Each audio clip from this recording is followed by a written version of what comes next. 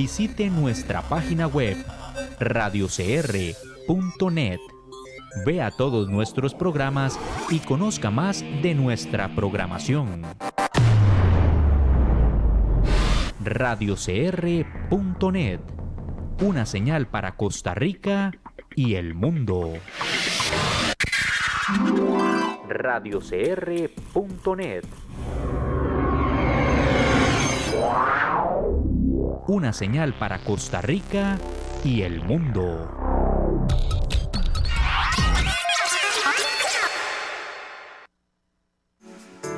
A continuación, el programa de la firma Macís y Asociados.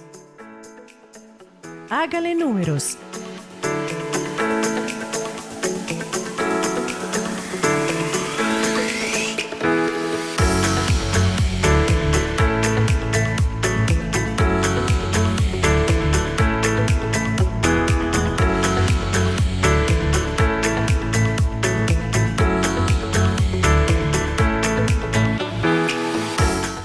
Muy buenas noches, bienvenidos a otro programa de Hágale Números, aquí por Radio Costa Rica. Hoy con un tema muy interesante, un tema muy de ámbito prácticamente nacional. Hoy vamos a ver el proceso jurídico de las deudas en Costa Rica. Así que quédese con nosotros, acompáñenos para analizar este importantísimo tema. Macís y Asociados, contadores y consultores, a su servicio desde 1984.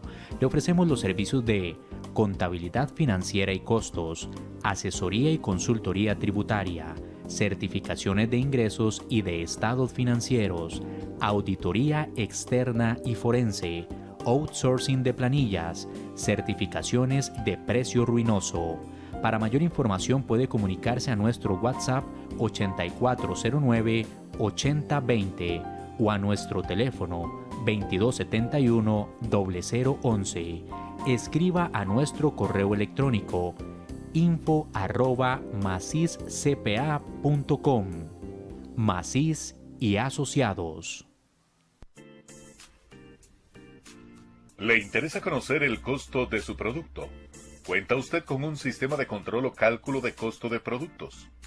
¿Estaría interesado en un software que le permita calcular y controlar los costos en su empresa? Aporta es un software online y en la nube que le proporciona a las empresas emprendedoras una solución para el control de los costos de producción, de los productos y servicios que ofrecen o elaboran, como lo son la mano de obra, materiales y los costos indirectos de fabricación que son la base para determinar el costo unitario del producto o servicio. Aporta, elabore, costee y planifique.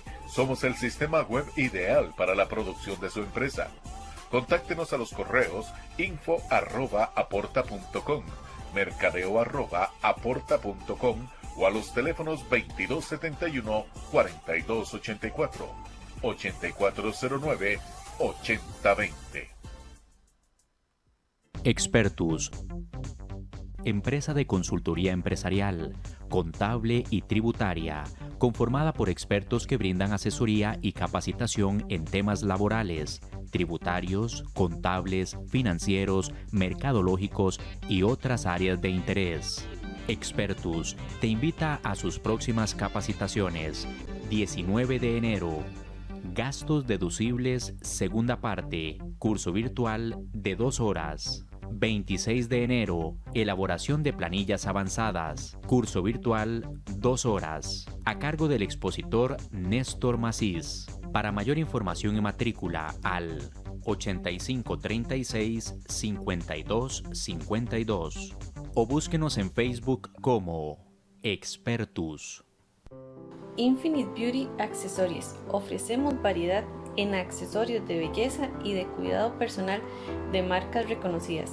Nos pueden visitar en la página de Facebook como Infinite Beauty Accessories y al WhatsApp 8422-7272. Todo en accesorios de belleza y de cuidado personal. Infinite Beauty Accessories. Macís y Asociados presenta su programa de análisis y formación en contabilidad, finanzas, tributación, administración y mucho más, con Néstor Macís.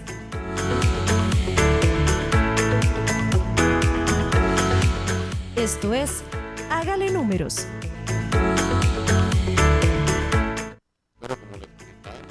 Estar con el proceso jurídico de las deudas en Costa Rica. Hoy nos acompaña la licenciada Carla Herrera. Ella es abogada con oficina en Moravia y es especialista en procesos cobratorios. Este tema es de trascendencia nacional incluso.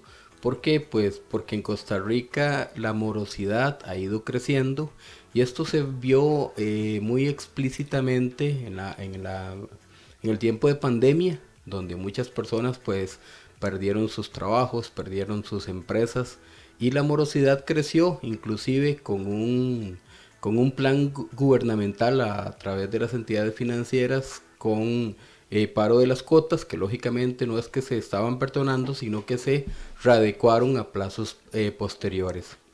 La morosidad siempre ha sido un problema en Costa Rica y esto tal vez con la ley de usura que se planteó y que se aprobó, eso realmente no atacó el problema fundamental que era la incapacidad de muchos deudores de pagar, ¿verdad? Entonces esta ley pues se creía que iba a atacar esa parte y no lo atacó e incluso indirectamente no atacó también algo importante que nuestros legisladores tendrían que hacer es atacar el financiamiento privado, lo que llamamos informal, que tiene además tasas de interés ahí sí de usura y pues deja prácticamente sin liquidez a los deudores.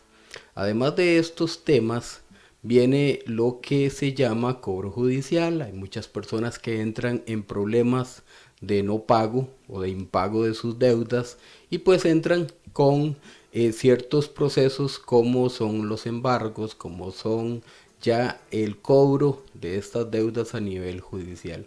Este es el tema que vamos a tratar de abordar a través de ciertas consultas, de ciertas preguntas y de ciertos temas que vamos a tratar de desarrollar en este programa aquí con la licenciada.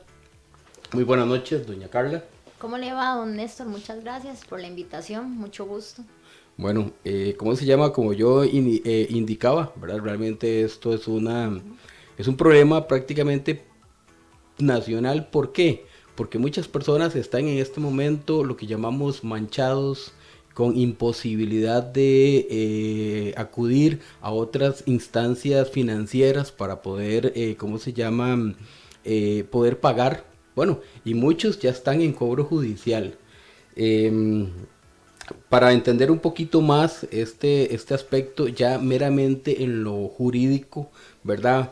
Más que ya sabemos, una persona viene y no puedo pagar. O sea, ¿qué va a pasar con esa persona? Entonces, ¿cómo nace la deuda en la esfera judicial? Ok, correcto. Como usted muy bien lo ha dicho, la mora judicial es abismal actualmente en los juzgados. Estamos hablando que a partir de, por ejemplo, un expediente de proceso cobratorio puede estar rondando los 800,000 colones, como para que se den una idea, ¿verdad? En la parte económica. Y la respuesta es tanto la mora que la respuesta es muy lenta porque los juzgados no dan abastos, más el de San José, por ejemplo. Pero ¿cómo nace una deuda a raíz del no pago del deudor? Primeramente, el acreedor lo que hace es exigible lo que es la deuda. ¿Con qué? Con un título ejecutivo, con alguna prueba que él pueda presentar ante la Administración de Justicia y hacer efectivo el cobro ante el juzgado para darle persecución al deudor, ¿verdad? Y ahí estamos acarreando, ¿verdad?, los famosos intereses moratorios, ya vienen los embargos. Y a raíz de esto, el Código Procesal Civil nos menciona, por ejemplo, en el artículo 110, la interposición del proceso cobratorio, como por ejemplo el monitorio dinerario, que es por medio de los títulos ejecutivos, por ejemplo.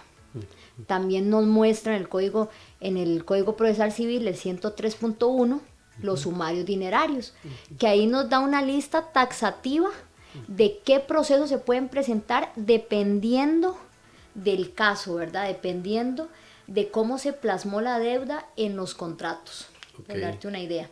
Sí, eso nos lleva también entonces, ¿cómo puede el acreedor, verdad? Quien nos prestó el dinero, ¿cómo puede el acreedor hacer exigible la deuda no pagada? No pagada. De hecho, que el artículo 984 del Código de Comercio especifica los 4 años que tiene la prescripción de la deuda. Que muchas personas creen que eso es como un beneficio para el deudor, pero no. Más bien es un plazo que le da al acreedor para ejecutar cualquier título que tenga a su favor. Entonces le da un periodo de 4 años para que lo pueda hacer exigible.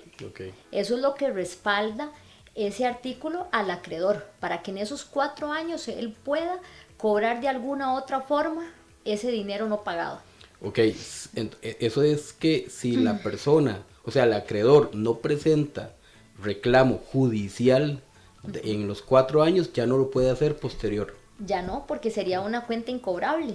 O sea, ya pasó el tiempo en el cual él podía hacer efectivo cualquier pagaré, llamémosle pagaré, letra de cambio, o si fuera algún contrato hipotecario, por ejemplo. Pero entonces es la oportunidad que el acreedor tiene ante, ¿cómo se llama?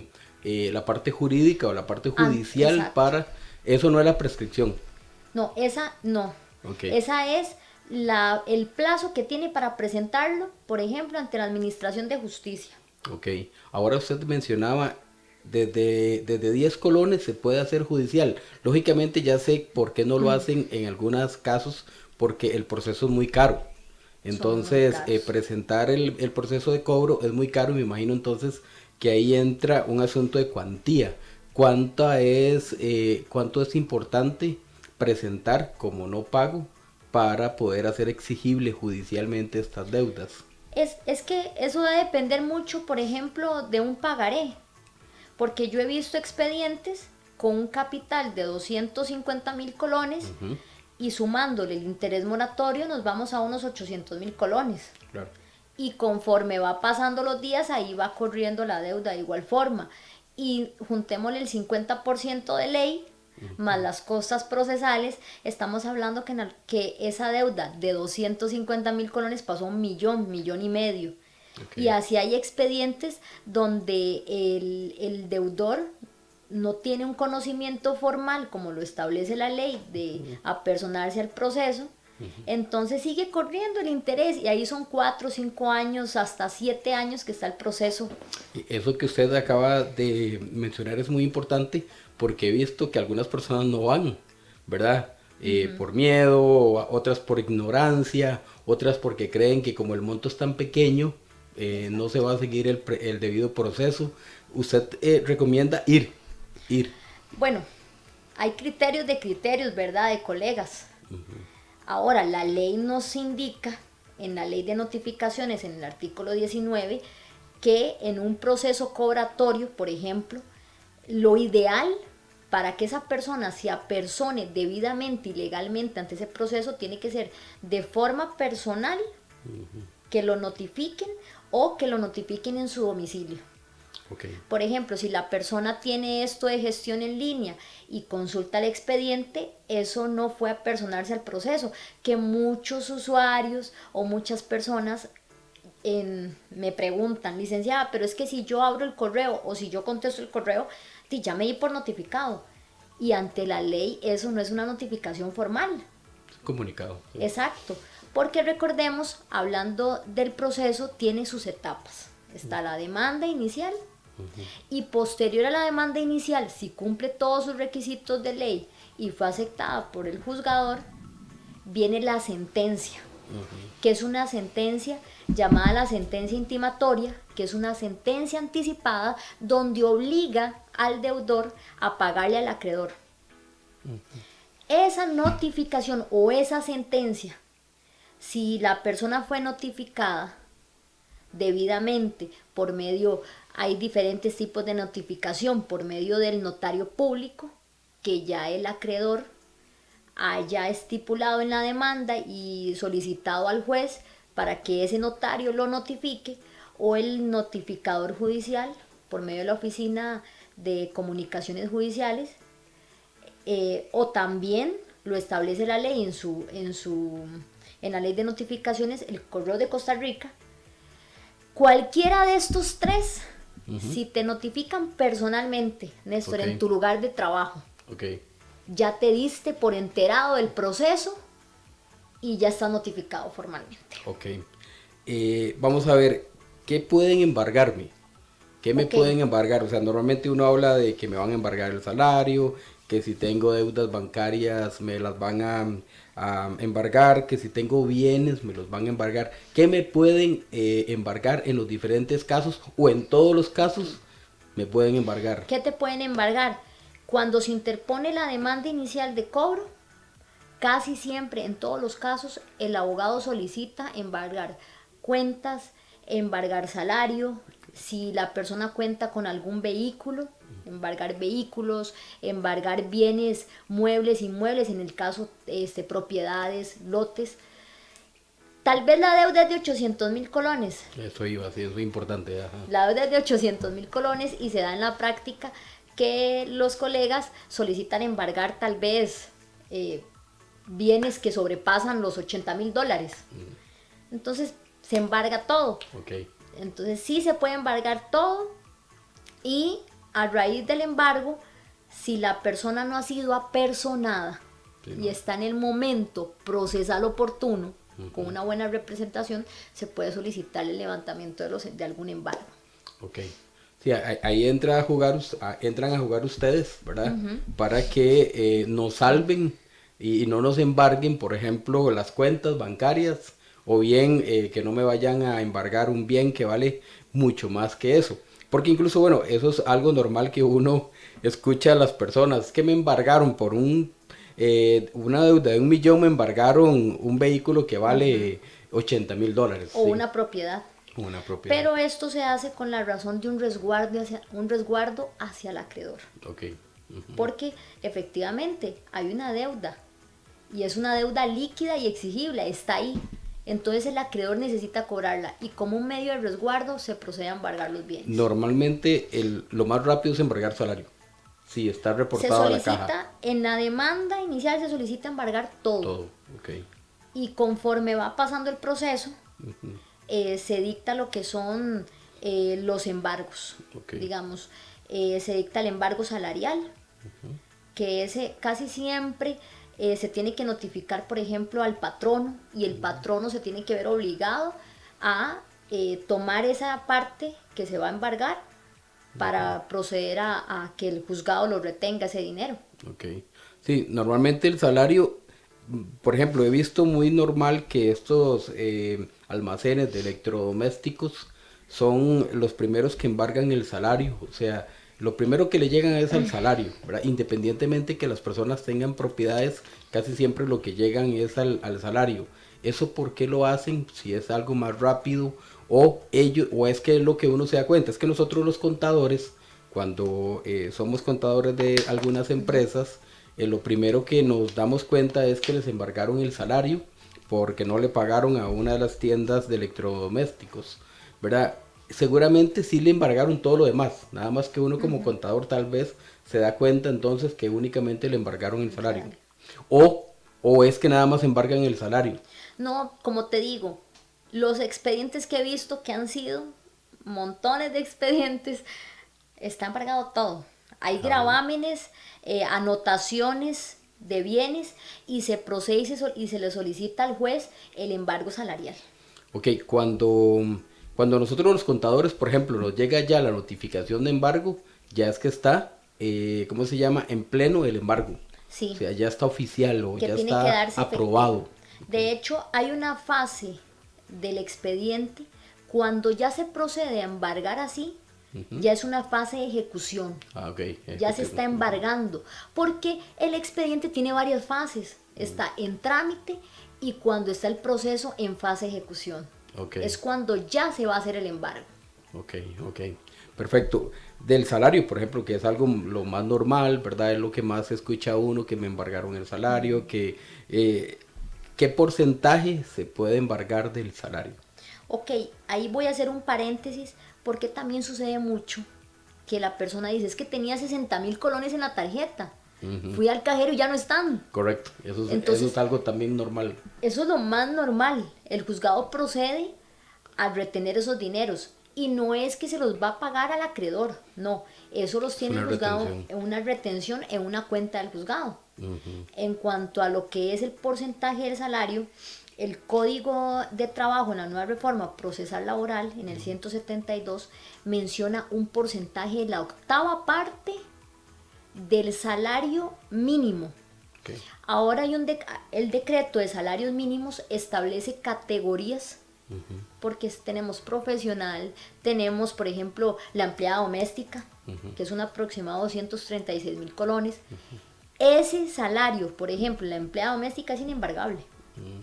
Eso no se lo pueden tocar. Entonces, si una persona tiene la categoría del salario de la empleada doméstica, pero gana 400,000 colones, esos 236,000 van a ser inembargables y el resto se le va a embargar la 8ª parte. Ok, perfecto. Sí, ahí entramos los patronos y ahí entran los patronos a jugar conforme el salario destinado para cada persona. Exacto, ellos tienen el deber, si la autoridad judicial solicitó el embargo de la retención de ese porcentaje, ellos tienen el deber de retener esos dineros. Ahora que usted mencionaba, creo que es un tema muy importante porque efectivamente en algunos embargos se da la retención de estos fondos. Esos fondos retenidos no sirven para pagar, es como una medida preventiva, pero ¿en qué momento me sueltan los fondos? Los liberan. Sí, ahí es donde viene la notificación, ahí es donde entra la notificación. Si la persona no ha sido apersonada en el proceso, valga la redundancia, no tiene conocimiento de tal proceso, esos fondos van a estar ahí. Pero en el momento que esa persona sea notificada debidamente y el juez acepte esa notificación, esos fondos van a ser liberados para diferentes causas, ya sea para las costas procesales, ya sea para aportar a los intereses moratorios o al mismo capital, dependiendo de lo que se le haya rebajado, ¿verdad? O embargado. Okay. Pero vamos a ver entonces, si mi embargo es por 800,000, yo tenía en mis cuentas bancarias 1,000,000, siempre toman 800,000 y me deliberan solo 200,000. Es que va a depender, por ejemplo, es que el embargo no es solo una vez. El salario te va a seguir veniendo embargado. Okay. Y te van a seguir rebajando esos montos. Te rebajaron por un año, te embargaron el salario y lo tenés embargado y te rebajaron 300,000, por ejemplo, por un año. Pero en ese año no ha sido notificado. Okay, el año posterior fuiste notificado y le liberan, solicita al acreedor o los representantes legales del acreedor solicitan la liberación de los dineros para pago de costas, para pago del mismo capital, y ahí es donde liberan esos dineros. Ahora bien, si la persona no fue notificada y no se dio por apersonado, puede solicitar la devolución de esos dineros. Y eso es muy importante que lo sepa la gente, porque a veces dicen, no, es que a mí nunca me ha llegado una notificación, nunca he sabido de nada. Todavía cabe la posibilidad que exista que le puedan devolver esos dineros. Sí, porque normalmente eso se da mucho, por ejemplo, cuando hay una deuda ante la Caja Costarricense o algún institución del gobierno, lo primero que hacen es nos embargan los montos y nos embargan todo. E incluso a los empresarios los dejan sin un colón para poderse mover, ¿verdad? Y hay un debido proceso, o sea, sí hay una legalidad, entonces, en que me embarguen la totalidad de los fondos que yo tengo en la cuenta. Ahora no debería. No debería, por esto que mencionaste anteriormente, la ley de usura, por lo que se menciona también que viene a regular la nueva reforma procesal laboral con el artículo 172 de los porcentajes que se debería de embargar. Entonces no debería, porque estaría el deudor en un estado de indefensión. Claro. Qué interesante, sí, porque antes sí había eso y uno decía, bueno, es que hay un abuso institucional judicial acerca de mis fondos porque ahí me dejan sin moverme, ¿verdad? Sí, Otra ¿por qué? preguntita aquí Perdón. que tengo, perdón, sí, dice, ¿qué consecuencias negativas puede acarrear el deudor cuando se encuentra dentro de un proceso cobratorio? Ok, primero, la persecución de ser notificado. Ok, Porque si bien es cierto, la ley menciona que la notificación del proceso cobratorio, la persona tiene 5 días hábiles para personarse, presentar alguna defensa en el cual pueda salir o subsanar ese problema que tiene cobratorio, pero la notificación interrumpe la prescripción.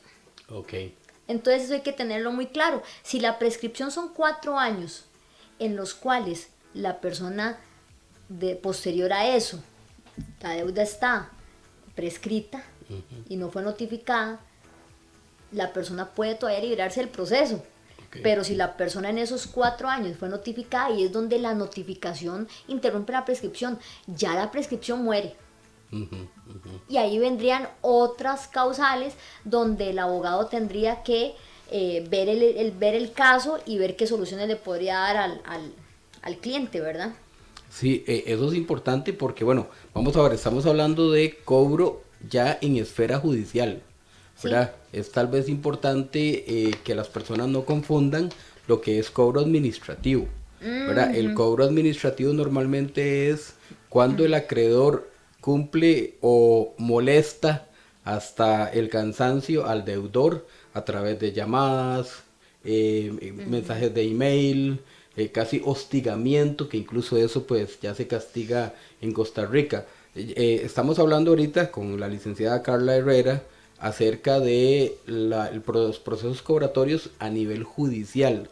Pero recordemos todos que hay una fase de cobro administrativo, es cuando nos están llamando como 500 veces por día, además que nos mandan correos, incluso algunos amenazantes, ¿verdad? Que yo creo que esos son prohibidos, pero todavía las empresas que se dedican a cobro lo hacen y todavía eso no está en cobro judicial. Todavía ahí no hay el proceso de embargo de bienes ni de salarios, sino ellos tratan por todos los medios, o sea, las empresas que se dedican al proceso de cobro o bien las propias empresas, en el caso de los bancos que lo hacen ellos normalmente directamente, ellos tratan de no mandarte a cobro judicial. Entonces, bueno, eso es importante tal vez recalcarlo o diferenciarlo. Está siempre ante un proceso de cobro, está el cobro administrativo y el cobro judicial o el inicio de la parte judicial, que es la que estamos hablando aquí. Eso es importante porque acaban de escribirnos por aquí de qué hago si alguien me está hostigando. Bueno, ahí estamos en el proceso administrativo todavía. Okay. Ahí las empresas o los bancos o entidades financieras todavía usted lo están tratando de que usted pague con diferentes amenazas que he escuchado, ¿verdad? O sea, vamos a congelar sus cuentas, vamos a proceder a congelar las cuentas. Entonces ahí es donde yo digo, porque me ha pasado, discúlpame Néstor, con permiso, me ha pasado que me dicen los clientes, me llegó un correo donde mis cuentas van a ser congeladas. Y pasa mucho en esa parte, yo siempre le digo a los clientes, la deuda tiene 2 fases. Está la primera, la que es una referencia comercial, una mancha de alguna casa comercial donde sacamos un electrodoméstico y no pagamos. Por X razón no se pagó. Y está la deuda en cobro judicial, o sea, ahí ya interviene una autoridad judicial que te obliga a pagar. Ok, sí, eso es importante porque las personas a veces podrían estar confundiendo los términos, los ¿verdad? Términos, correcto. O sea, o los procesos, porque bueno, en el proceso administrativo hay un hostigamiento fuerte en Costa Rica, que creo que eso sí se pena, pero muchas personas incluso no lo reclaman, no lo acusan. Creo que hay una oficina financiera del consumidor, creo que sí, está la oficina del consumidor financiero, oficina del consumidor financiero. ahí incluso nosotros podemos o las personas pueden ir, si es que sentimos que nos están haciendo hostigamiento. He conocido muchos casos donde incluso llaman a los familiares que no tienen relación directa. Sin embargo, todo eso todavía está en proceso de cobro administrativo. Pero ya te voy a decir por qué muchas de esas casas comerciales hacen esto. Porque para yo poder interponer una demanda de cobro judicial, yo necesito tener ciertos requisitos de ley. Okay. Y les voy a decir algunos, por ejemplo. Si estamos hablando de un proceso monitorio dinerario en el cual se presenta un pagaré, ese pagaré, la ley estipula y el Código de Comercio estipula el requisito que debe tener el pagaré. Y ese debe conllevar la firma del deudor. Okay. No necesariamente la del acreedor, pero sí del deudor. Y no puede ser una copia. Tiene que ser un original, con la firma del deudor. Con razón insisten tanto a personas. Entonces, claro, porque ellos, ¿qué hacen? Ellos te dicen, ellos necesitan algún medio para cobrarte y te presionan y te buscan. Entonces yo le digo a los clientes, no contesten porque ellos saben que esa deuda pasa a una cuenta separada que es incobrable, entonces no te pueden cobrar, porque no tienen el medio para hacer eso efectivo en la vía legal. Sí, con razón prácticamente te amenazan, ¿verdad? Hacen hostigamiento para que usted sea persona, o sea, usted vaya a las oficinas, ya sea de la institución financiera o de estas empresas que se dedican al cobro, para que usted haga, casi se acuse a sí mismo a través de la firma donde usted está aceptando eso, porque incluso, bueno, te dicen, bueno, venga y nosotros le hacemos un convenio de pago que le favorezca según sus finanzas. Pero entonces no vaya porque ahí lo ponen a firmar. Exacto, y no es un convenio de pago. O sea, sí. No es el famoso arreglo de pago, no es otro pago nuevo, o sea, es otra obligación distinta. Otra deuda nueva, digamos, por así decirlo. Otra deuda nueva, no es que viene con las mismas estipulaciones, no, viene con diferentes estipulaciones, o sea, es una obligación nueva que vas a adquirir. Ok, eso es otro contratito de esos de 300 cláusulas chiquititicas, que en el caso mío, si no llevo los lentes, voy a tener que firmar porque no veo nada, ¿verdad? Entonces, voy a tener que firmarlo, ¿verdad? Pero entonces es otro contrato nuevo al que al de la deuda inicial. El famoso arreglo de pago, y sucedió mucho en pandemia con las personas que les hicieron esto de que les mejoraron la cuota o les dieron un plazo, algunos dieron plazo de 3 meses o 6 meses, exacto.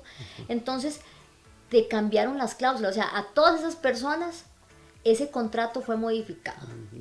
O sea, hicieron un nuevo contrato para que esas personas entre 6 meses o hasta, algunos les dieron hasta 1 año. Claro, sí. Por el tema de pandemia. Ahora hay un tema muy importante que yo quiero dejar claro a todos los usuarios que están escuchando este programa. Cuando te ponen a firmar en el teléfono y te dan un contrato, no, pero ya se lo envío el contrato y firme, y pasa mucho con las cableras. Y te ponen a firmar. Eso, ante la vía legal, eso no es válido. Eso no tiene ninguna validez jurídica. Muy importante. Ningún juez va a aceptar ese tipo de contratos. Eso que firmaste con el dedo, eso no existe. Los únicos que tienen validez es, por ejemplo, que me di una factura que dice el monto que se me prestó, por ejemplo, y yo firmé la factura. Eso sí. Eso es importante. Eso que usted está diciendo vale millones de colones, oyentes y quienes nos están escuchando. Esto es muy importante, ¿verdad? Por supuesto, porque a veces la gente se asusta y tal vez es algo que no tiene ninguna validez legal y los asustan con vamos a iniciar el proceso judicial, el proceso cobratorio. Trate de llegar a un acuerdo o venga a hacer algún pago, ¿verdad? Evítese inconvenientes, evítese el cobro judicial, y tal vez es un contrato que no tiene ninguna validez, porque es un contrato digital, una firma digital que ante la ley no está regulado. Vamos a irnos a una pausa y seguiremos con este tema muy interesante que ya la licenciada incluso nos dio un tip de oro. Esto es Hágale Números, presentado por Macis y Asociados.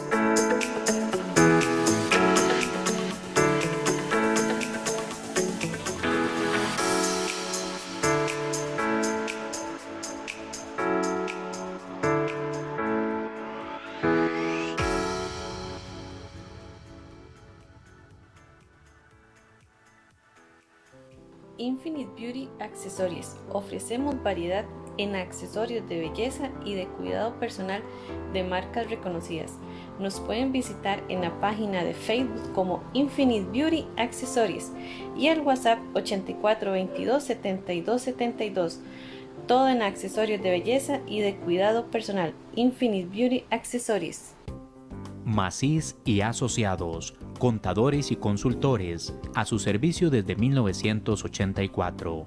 Le ofrecemos los servicios de contabilidad financiera y costos, asesoría y consultoría tributaria, certificaciones de ingresos y de estados financieros, auditoría externa y forense, outsourcing de planillas, certificaciones de precio ruinoso.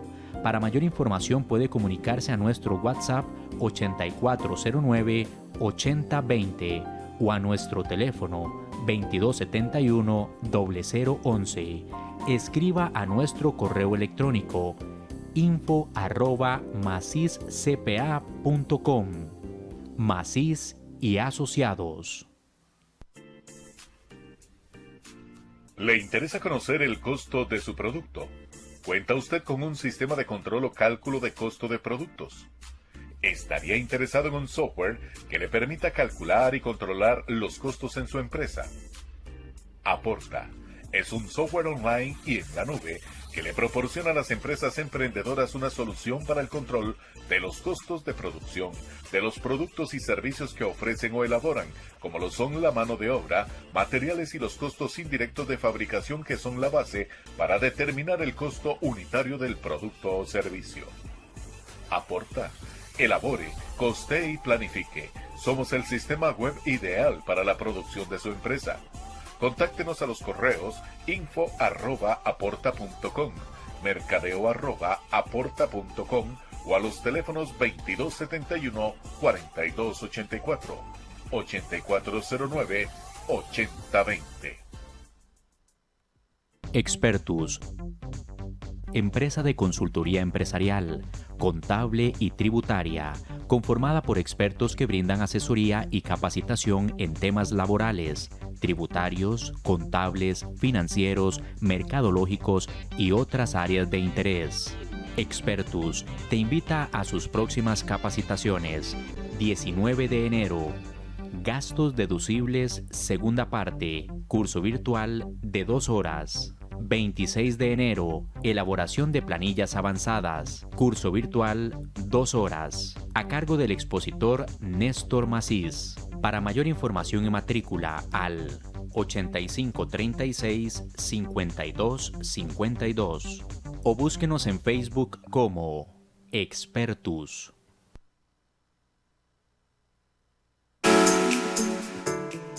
Esto es Hágale Números.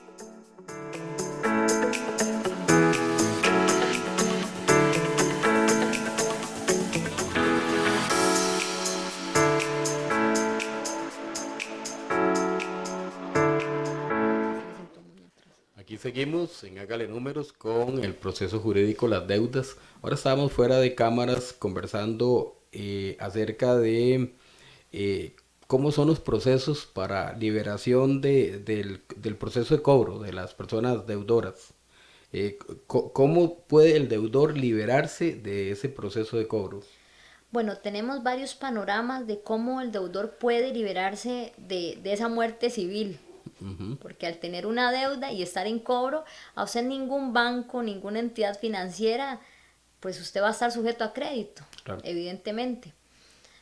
¿Cómo se puede liberar? Por medio de una buena representación legal, una buena asesoría, que haga un análisis exhaustivo de su caso en específico y que le diga la representación letrada si aplica la prescripción, por ejemplo. Si es el momento procesal oportuno en el cual usted debe apersonarse en ese proceso y darle la mejor solución. Eso es como se puede liberar de un proceso cobratorio. Okay. Porque es muy diferente a la típica mala referencia, que queda ahí en mala referencia, como yo les decía a ustedes, la fase de la deuda, que es la mancha, que queda ahí la mala referencia, y posterior el cobro. La mala referencia, estamos hablando de los buros de crédito. Cuando me sale alguna casa comercial donde tengo 3.000 días de atraso. Ok, esto no es su jefe, esto es en el buró De crédito, porque son dos cosas muy diferentes.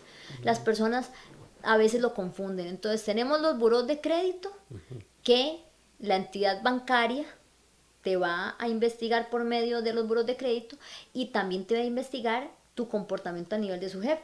Pero si en el buró de crédito te sale una mala referencia, ya te impide el crédito. Okay. Esa mala referencia aún no ha nacido a vía judicial. Correcto. Esa mala referencia tiene otro proceso en el cual el abogado puede liberarte de esa mancha. Ok, ¿puede llegar el demandado a perder bienes en un proceso de cobro? Claro que los podría perder. Por ejemplo, tenemos los procesos, hay diferentes procesos cobratorios. Están los procesos de ejecución hipotecaria y ejecución prendaria. Eso es cuando en el contrato está plasmado que ese bien va a servir de garantía real. Entonces, en este caso, la demanda inicial va a solicitar el remate de ese bien. Okay. Sí. Aparte del embargo, va a solicitar el remate del bien. Entonces es ahí donde el deudor sí puede perder alguno de esos bienes. Cuando ya están en esa fase de remate, ya no se puede hacer nada. ¿O todavía? No, es que estamos hablando que ya el juez para ese momento ya mandó a hacer a rematar ese bien. Okay. O sea, ya se está haciendo todo el proceso para el remate. Ya se perdió, ya esa propiedad ya no está adjudicada a esa persona, ya esa persona es la propietaria, ya lo perdió. Ok. Ahora fuera de cámaras hablábamos y usted nos indicaba algo muy importante, que dentro de las deudas aquí que tenemos por nuestras redes sociales es acerca de la prescripción de la deuda. Usted nos indicaba algo muy importante. Estamos hablando en este momento de las deudas de código de comercio, ¿verdad? Porque, bueno, nosotros aquí fuera de cámaras le preguntamos a usted acerca de la prescripción. Yo mismo le dije, pero la prescripción no son 10 años. Entonces, usted nos indicaba... Por ejemplo, las deudas de la Caja Costarricense del Seguro Social, esos son deudas que no prescriben. Esas deudas nunca van a prescribir. Y tenemos, por ejemplo, las multas de lo que es de tránsito, que son 7 años de prescripción. Okay. Pero aquí lo que estamos, para que los oyentes sepan, aquí estamos hablando de las deudas que regula el Código de Comercio.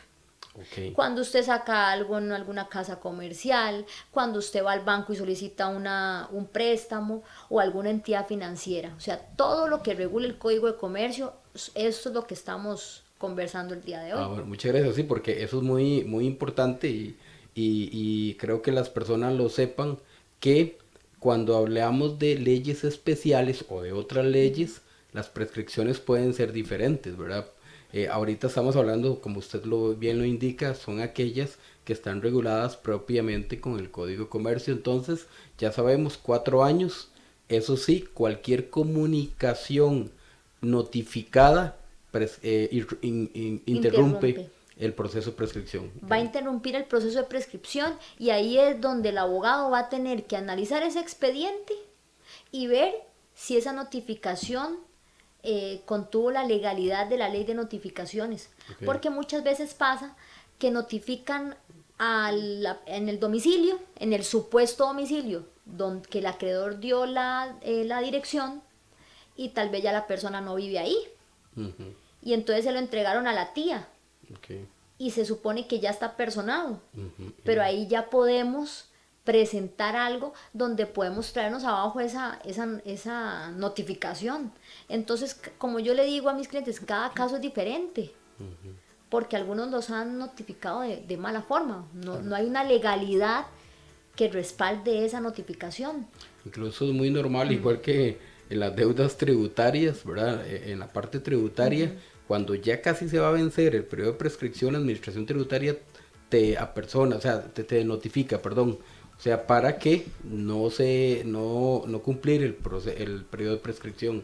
Me imagino que en la parte de este cobro, o sea, en las deudas comerciales, efectivamente, ya cuando se va a vencer el periodo, si es que el acreedor no ha utilizado adecuadamente esos 4 años, en las últimas semanas cuando tratan de notificarte a la fuerza. De hecho que hay casos, por ejemplo, que la deuda ya está prescrita, tal vez es del 2014, y entró vía judicial en el 2014 y notificaron al deudor en el 2020.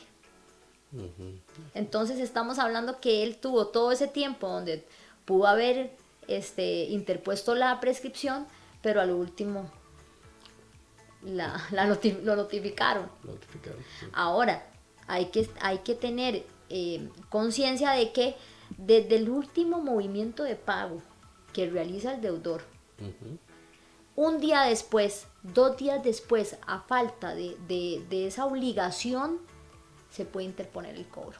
Ok, entonces yo creo que por lo que usted me está diciendo, es muy importante que un abogado revise ese expediente o ese proceso de cobro que le están realizando, porque podría estar fuera de tiempo y podrían estar haciendo una notificación o un proceso o iniciando un proceso de cobro ilegal. Es que estamos, por ejemplo, si ya está la deuda en cobro judicial y fue aceptada por el juez, cumple todos los requisitos de ley. Okay. Aunque el expediente tenga 10 años en el juzgado. ¿Qué pasa? Okay. Que la parte actora, en este caso el acreedor, le está dando movimiento al expediente. Entonces no está inactivo, ni tampoco está archivado. Y ahí se está dando movimiento procesal, como le llamamos, actividad procesal. Sí, si el acreedor hace esos movimientos, este proceso puede durar 20 años. Exacto, y entonces ahí es donde viene la famosa indefensión al deudor, una deuda que nunca va a terminar de pagar, porque van a estar los intereses ahí, y si lo notificaron, en el momento de la notificación, ya el acreedor va a poder solicitar la famosa liquidación de intereses, que fueron todos esos intereses que no se le pagaron, y que el juez en dado caso los podría aprobar si él lo considera así. Ok, vamos a ver, yo creo que esta le interesa a muchas personas, porque ahora lo vamos a ver en una de las pantallas. La morosidad en Costa Rica ha crecido enormemente si comparamos incluso el 2016 con el 2021, que es donde el último periodo donde hay estadísticas fiables a través del Banco Central y de la SUGEF. Dice cómo es el proceso de la SUGEF para limpiar malas referencias crediticias. Usted ahora nos explicaba que hay 2 tipos de ¿cómo se llama?, de información crediticia, que es el buró, el mero buró comercial, y hasta ahora sí SUGEF.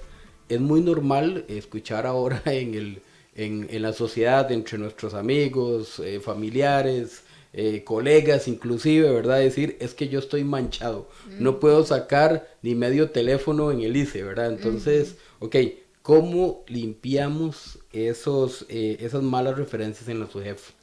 Sí. Ok, pues ya cuando llegan a la SUGEF, ¿es porque hubo un proceso judicial o no necesariamente? No necesariamente. De hecho, la SUGEF tiene un procedimiento muy peculiar, porque la Superintendencia General de Entidades Financieras lo que hace es que ella le brinda un servicio a las entidades financieras, donde ella va a tener los tipos de comportamiento de las personas que en ese momento tengan algún crédito.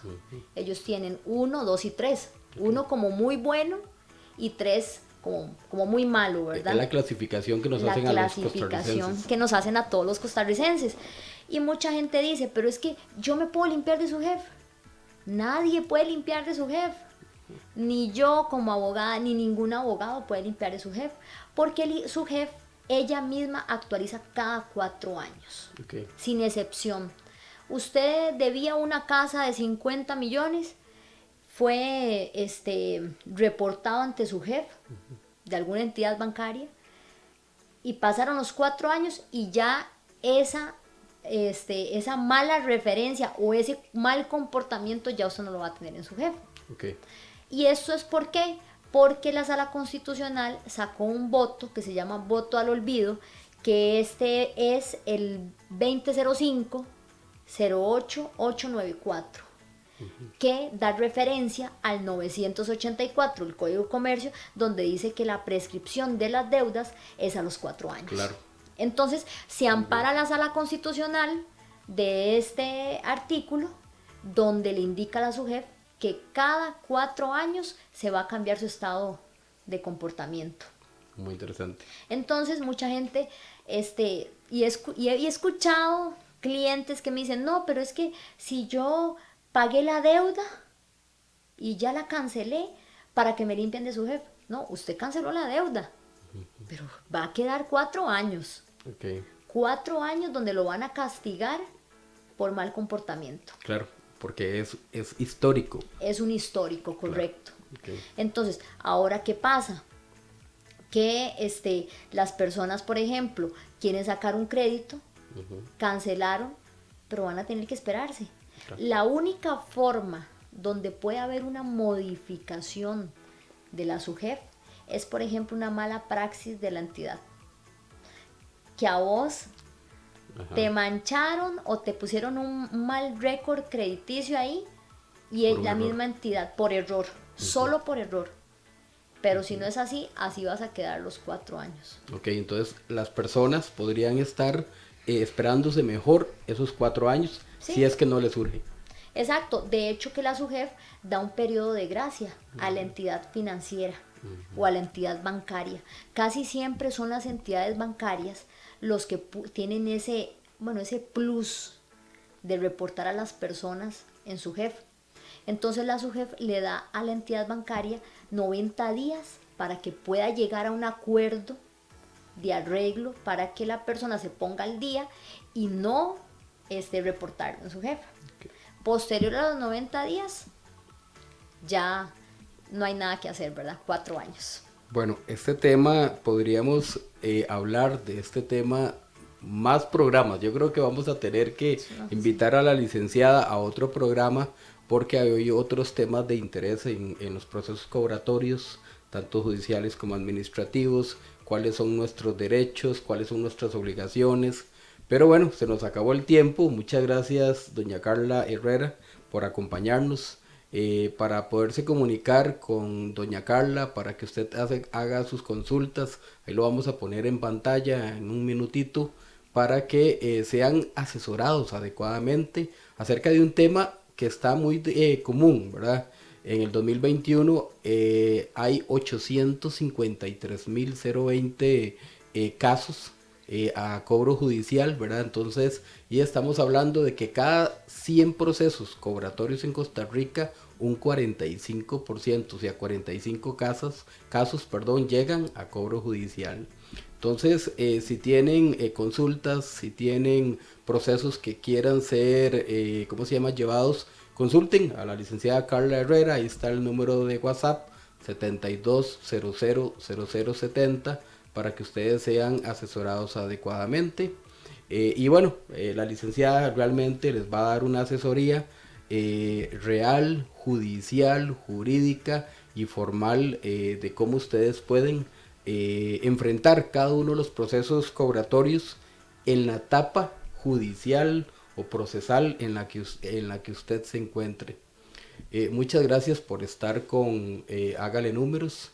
Néstor Macís les saluda y los esperamos este próximo lunes a las 7 p.m. siempre en Radio Costa Rica. Buenas noches.